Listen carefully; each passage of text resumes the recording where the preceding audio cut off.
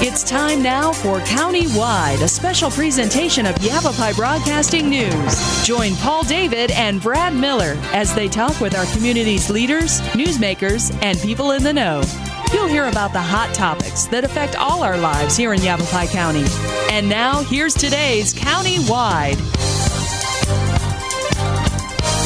Well, good day, everybody, and welcome to the program. It is County-Wide. Brad Miller with you, and we're happy to welcome to the studio today a couple of first-time guests, and I think we may chat with them again somewhere down the line because they have some interesting things to tell us about. Here to talk about the Yavapai Cemetery Association is its founder, Patricia Atchison. Pat Atchison, hello, good morning to you. Good morning. We'll talk about, for our TV viewers, Pat's unique costume today, the outfit she's wearing, and chair of the Yavapai Cemetery Association, Julie Holston. Hello to you, too. Good morning. Thank you, ladies, for coming over, visiting with us from Prescott today. Interesting. First, Pat, we've got to talk about your outfit. Oh, yes. I'm going to have you just kind of describe, because we're on radio as well as TV, so for our radio listeners, they can't see it. They'll have to watch it on TV later on RodioValleyTV.com. But tell me a little bit. You're wearing, what, kind of a traditional mourning outfit? That's correct, a traditional mourning, all black, and black and white, I should say, and just very behind, nothing flashy. Yeah. Very quiet. And then I have a veil that goes over my whole head, and that's just about it. And this is in the tradition of, let's back up just a tiny bit for our listeners. You folks do an awful lot with the Citizen Cemetery in Prescott. Yes. What we might consider a pioneer cemetery. Yes, absolutely. Julie founded way back. Pat Atchison founded.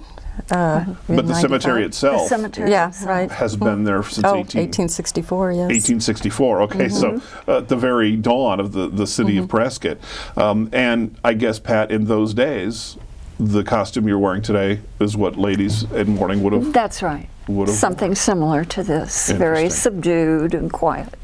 Pat, there's 1,000,000,100 hobbies out there. You chose to become a founder of the cemetery, of the Yavapai Cemetery Association. How did that happen? I love cemeteries. Yeah. I don't know, could be because my father was a mortician. Is that right? In before World War II, and when I was a little girl, I think I'm saying my age, but he was until after the war, and then he said he'd seen too much death and dying, and so he didn't want to be a mortician any longer. But I think it was in my blood. I think it was just there. Well, that's interesting. That for you as a child, maybe it wasn't kind of scary like it might be for other kids. Cemeteries weren't a place to be. Kind of, the whistle past the graveyard, the old saying. We were sharing stories before we went on the air about, we used to go to there was a city park basically, which was the cemetery where I grew up, and as a boy I remember running through, past the tombstones, reading the names and loving it. Oh, yes. Taking tracings and those kinds of things. That's right. You were saying that you think that people, sometimes we don't kind of view cemeteries as we used to, as the kind of community gathering place that sometimes in a sad way they are. This is very true. I think that we've kind of lost that part of our society. We have now a lot of things going on and people doing things, and there isn't the long waiting periods that we had for mourning. Right.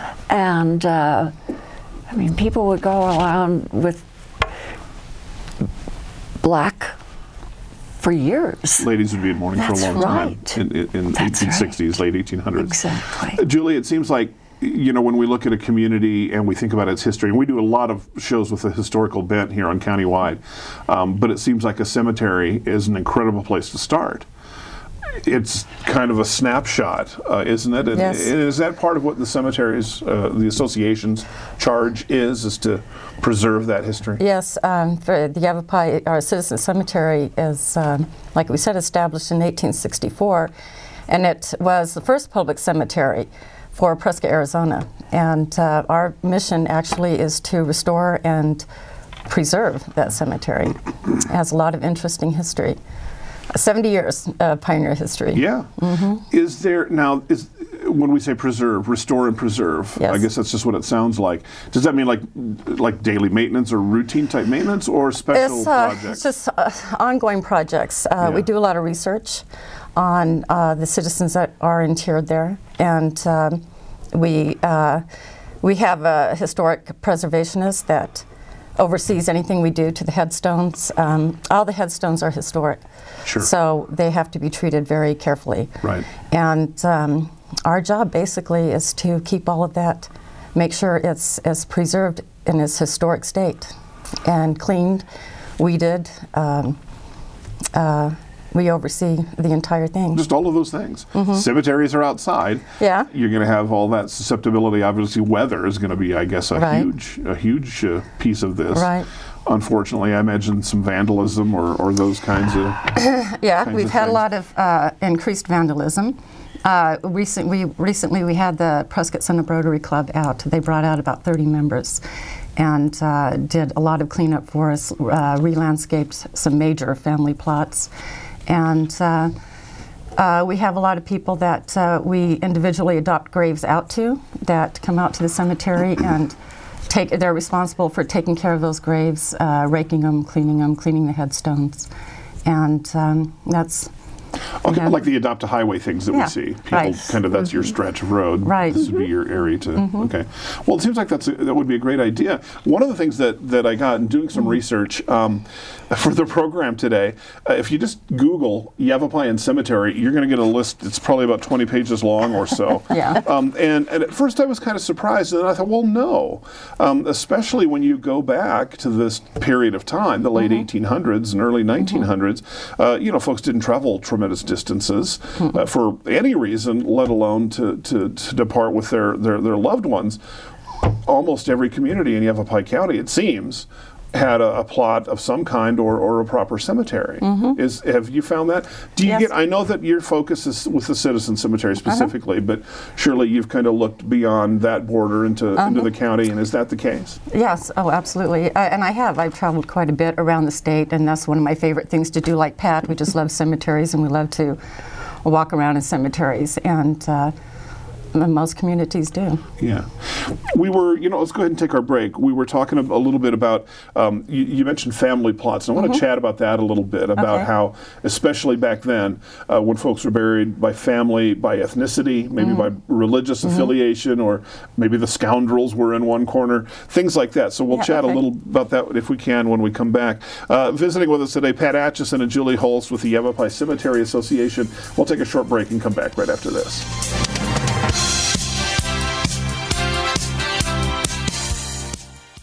Here in northern Arizona and throughout Yavapai County, people count on Orkin Pest Control. With over 100 years of combined experience, nobody knows how to protect your home or your business from harmful or annoying pests like the Orkin Man. To start service, contact your northern Arizona Orkin Pest Control. In the Verde Valley, call 567-5100 or Orkin Pest Control in the Prescott area at 775-8772.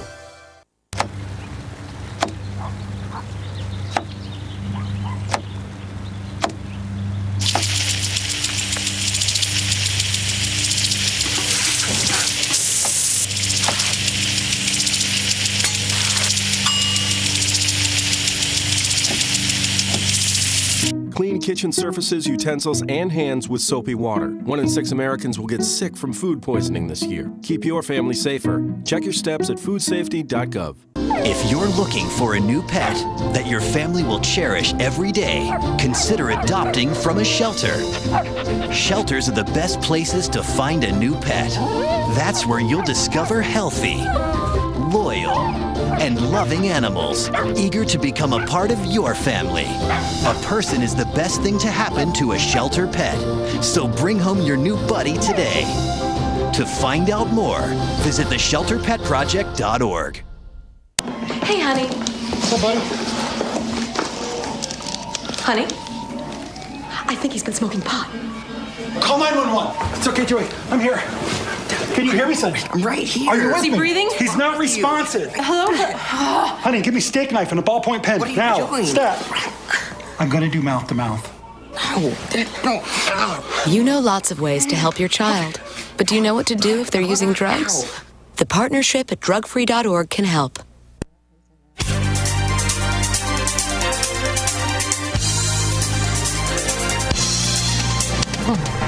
Welcome back to the program. It's Countywide today. Pat Atchison and Julie Holst with the Yavapai Cemetery Association, and fascinating topic. Again, true snapshots of what our history is. I think can be found by visiting the cemetery. In this case, the Citizen Cemetery in Prescott, but the many hundreds, literally, scattered across Yavapai County. Many of them going back to the very earliest pioneer days.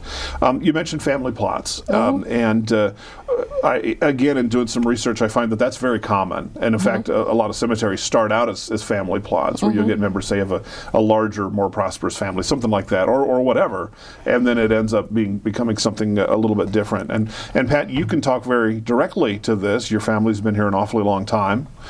There's a specific family plot in your family's name, is that right? Yes. My family has been here a very long time, especially for Arizona. Yeah. Arizona's we're a young state. That's right. Yeah. We're a young state. But my family were here a long time ago, and we're an active part of the community. And so it's nice to have a family contact. And so that kind of pulled me into the cemetery. Right. And then I just got started, and I couldn't stop. As you shared with us before. Now, can I ask, will this be Atchison family name? Is that a married name, or? That's a married. Is your family? Yes. What's the family name? Can I ask? Oh, let's see. That's several. I know there's branches. Yeah. I know. Yeah. If we started in everybody's Durbin. family, maybe we'll There's steer Durbin. Okay. Yes. Durbin's, Powers, Densmore. Okay. Maxwell.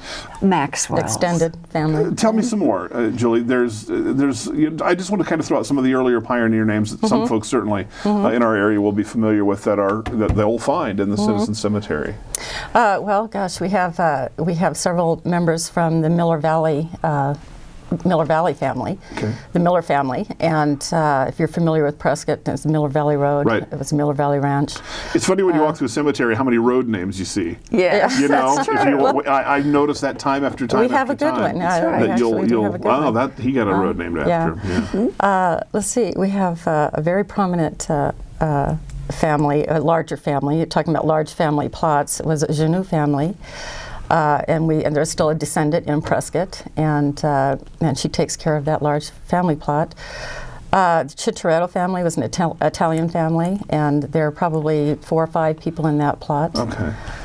Do we know when the first burial occurred in Citizens? Yes, it was a Colorado legislator by the name of Joel Woods, and he was hunting outside of Prescott and accidentally was shot by his hunting companion.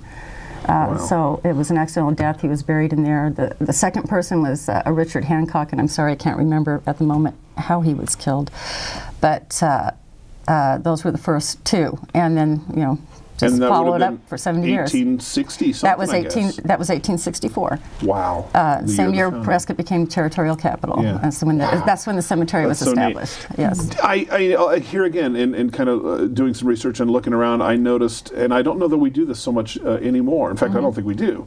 A lot of times you'll see causes of death on those. Oh.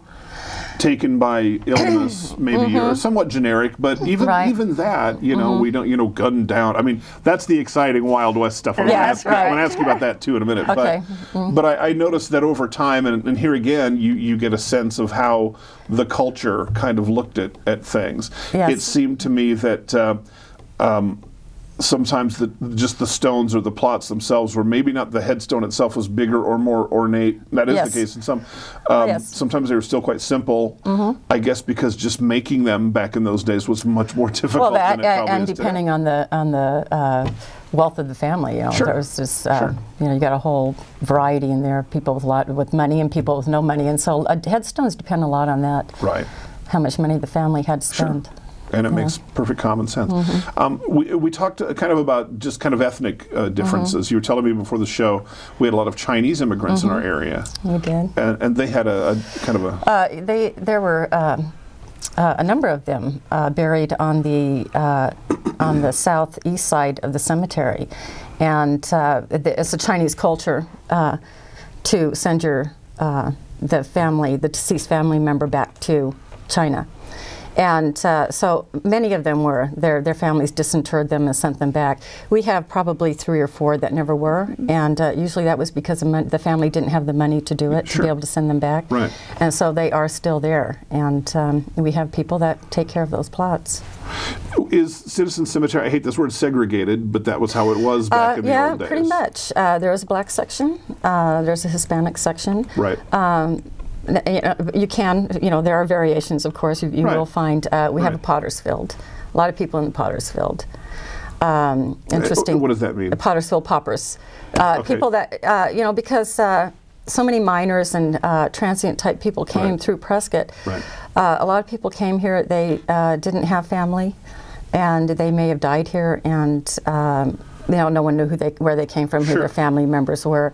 They knew their name and approximately their age of death. Right. And that's all that's on there. You'll Very see a simple. Few unknowns. Unknowns. In there, yeah. Many unknowns. To me, the saddest ones are the infants, the babies. Lots of whatnot, infants. Because that Lots of babies. Yeah, lots so of babies. much back then. And lots of babies buried in there that we don't even know where they are. We're just never marked. Is that right? Yeah, never identified. Now, is there a way to kind of go and find those graves? Well, that's what our research, we try. That's what the association does. We do. Okay. We continually, Pat here actually has just done a tremendous amount of research on, I think, just about everybody in that cemetery that has been identified, and she's done a lot of the identification over the years. She and her husband John. She has volumes. And how do you volumes of information? With a nose in the books, how do you go about doing that? Well, I go down to Charlotte Hall. Yeah. I spend a lot of time there, and just I don't know. She writes a lot of people. She writes to a lot a lot of different states. That's gets right. the history on many of these people. So if it can be found, she'll find it. Pat Atchison, detective. Yes. I love it. Well, and what a true labor of love. It's very obvious, even when we chatted. Yeah, and I've got to give credit where credit's due. The Courier did a very nice story on you, and that I'm sorry we hadn't met you before then, because your story's terrific, and certainly what in their telling of it, and what I hope we're getting across today is there's certainly a labor of love. Like I teased you about at the beginning of the show, there's a lot of hobbies people can have, but you think about what a mark you're kind of putting on this, and so we applaud your efforts for that and the association's efforts for that, and kind of helping that history stay part of all of us. Let's go ahead and take another short break. We need to do that. It's countywide. Pat Atchison and Julie Holst with the Yavapai Cemetery Association back right after this.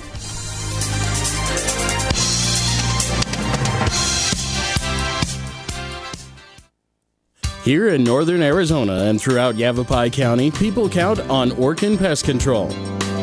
With over 100 years of combined experience, nobody knows how to protect your home or your business from harmful or annoying pests like the Orkin Man. To start service, contact your Northern Arizona Orkin Pest Control. In the Verde Valley, call 567-5100 or Orkin Pest Control in the Prescott area at 775-8772. Packers. Viking. Packers. Viking. Viking. Red State. Blue State. Vegan. Carnivore. We come from different places. Uptown. Downtown. Optimist. We come to different conclusions. Half empty. Half full. But when we live united, we create real, lasting change in the building blocks of life. The education, income, and health of our communities, our families, united. Even the person next to us. Live united. Real change won't happen without you. So give, advocate, volunteer, live united. Sign up at liveunited.org.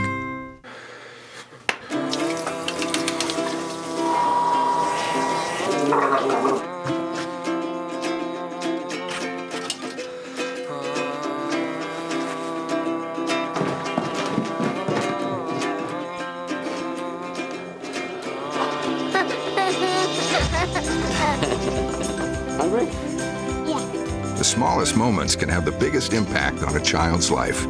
Take time to be a dad today. Having a fire escape plan is very important to keep your family safe and together in the event of a fire. When you awake to the sound of a smoke detector and smoke in your room, don't stand straight up. Carefully roll off your bed and stay low under the smoke. If your door is shut, feel the door with the back of your hand. Slowly open the door if no heat is felt. Always stay low until you get to the outside of your home. Always have 2 ways out of your house and a specified meeting place somewhere outside your home. Home escape plans should be drawn up and rehearsed on a regular basis. This could be the difference between life and death if caught in a fire.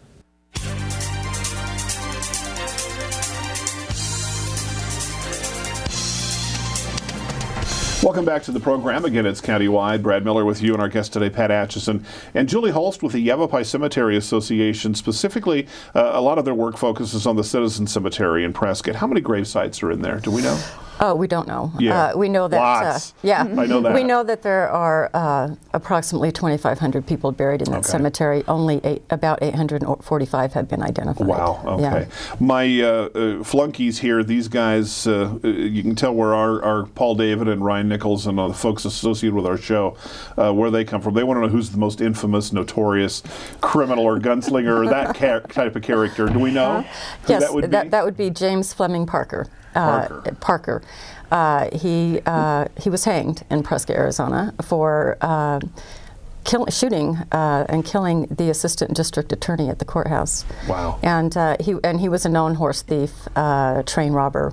You know, he had a pretty infamous. The guy it's pretty infamous, yeah. The guy they make great movies about. Yeah, That's right. Exactly. That's right. And we happen to have one. So there you go, guys. Well, you knew there was going to be one because that's you gotta have one. part of the history as well.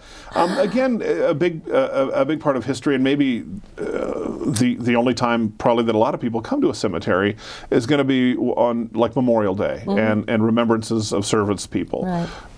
I'm sure we have our share of veterans. We do. We have deceased veterans. We have quite a few Union soldiers buried in Citizens and several Confederate. We have Spanish-American War veterans and some World War I. Now, would these be guys that died during the wars themselves, or veterans? Not necessarily veterans. Civil War, although, probably. remember Fort Whipple was, there at the time, and most of them were after the Civil War that they died for whatever reasons, but they were veterans. And we've had groups over the years, like the Sons of the Confederacy, and that have gone out and made sure that these veterans are placed, marble military stones are placed on their grave sites. And on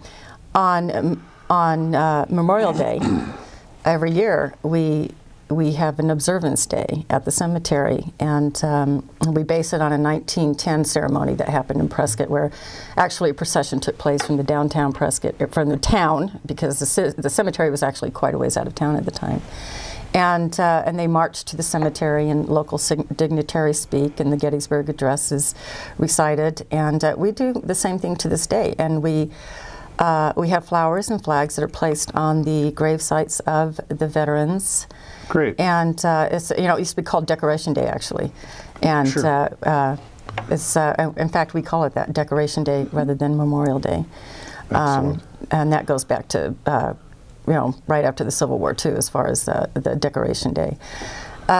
So we do that every year. And Ken Bennett is usually our MC, and then we have local dignitaries, town leaders, that speak. But just proof that history lives. History lives. We try to keep it alive that way. We try to keep it traditional. Citizen Cemetery, Prescott. Ladies, we're out of time. I could talk to you all day about these kinds of things. Again, Pat, particularly we salute you what you do in keeping this and keeping these memories preserved for us so that we can all share and enjoy and learn from what the Citizen Cemetery has to offer. And there's small cemeteries across Yavapai County, and interesting pieces of history can be found, I'm sure, at all of them. Pat Atchison, Julie Holst, Yavapai Cemetery Association. Ladies, thanks so much. Thank you. It's our program. It's Countywide. We'll see you next time.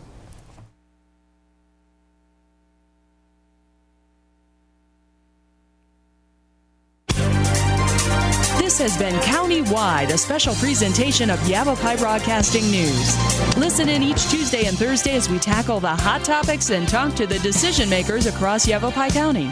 That's Countywide with Brad Miller and Paul David each Tuesday and Thursday on this Yavapai Broadcasting Station.